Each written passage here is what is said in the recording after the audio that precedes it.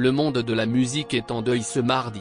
Dans la matinée, le premier cercle de la chanteuse Dany a annoncé aux médias la disparition de la reine des soirées parisiennes des années 1970. L'ex-égérie avait 77 ans. Très vite, les hommages se multiplient et le public ne cesse de défiler devant le domicile de l'artiste. De Joe Starr à Michael Youn en passant par Pascal Nègre, l'ancien patron d'Universal, ils ont tous salué la mémoire de Dany. Évidemment, son célèbre acolyte Etienne Daho, avec qui elle avait repris comme un boomerang en 2001, s'est lui aussi fendu d'un texte émouvant à l'égard de la chanteuse. Tu étais à fond sur le projet de ton prochain album et tu voulais qu'on l'enregistre ensemble. Le titre Attention, départ. Comme une prémonition, je n'y voyais qu'un nouveau chapitre. Tant de souvenirs, de rires, d'amitié et de musique me reviennent. Cette histoire commence.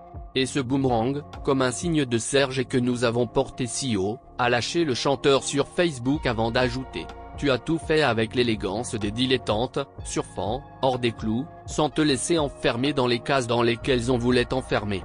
Charmant ton monde de ta malice et de ta voix grave, sensible. Laura Smet, elle aussi proche de l'artiste casteraise, s'est exprimée sur Instagram.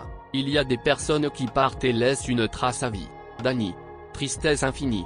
Je t'aime pour toujours, a commenté l'actrice en légende d'une photo en noir et blanc sur laquelle apparaît Dany de profil, lunettes sur le nez et cigarette à la bouche. Et ce n'est pas tout, Laura Smet avait vraisemblablement fait une promesse à son amie qu'elle compte bien tenir, comme elle l'indique en story Instagram. Je jouerai Géorgie chaque soir en pensant à toi, car je te l'avais promis, indique la maman de Léo. Géorgie, autrement dit le nom du personnage que Laura Smet incarnera sur les planches du théâtre Montparnasse dès septembre dans la pièce Le Principe d'incertitude. C'est en 1966 qu'elle se lance dans la musique, date à laquelle elle enregistre son premier disque, Garçon manqué. Elle tape dans l'œil du grand public en 1968 avec son titre Papa vient d'épouser la bonne. Dany fait mouche, première partie de Claude François, on l'a également vue à l'affiche du spectacle du chanteur gallois Tom Jones.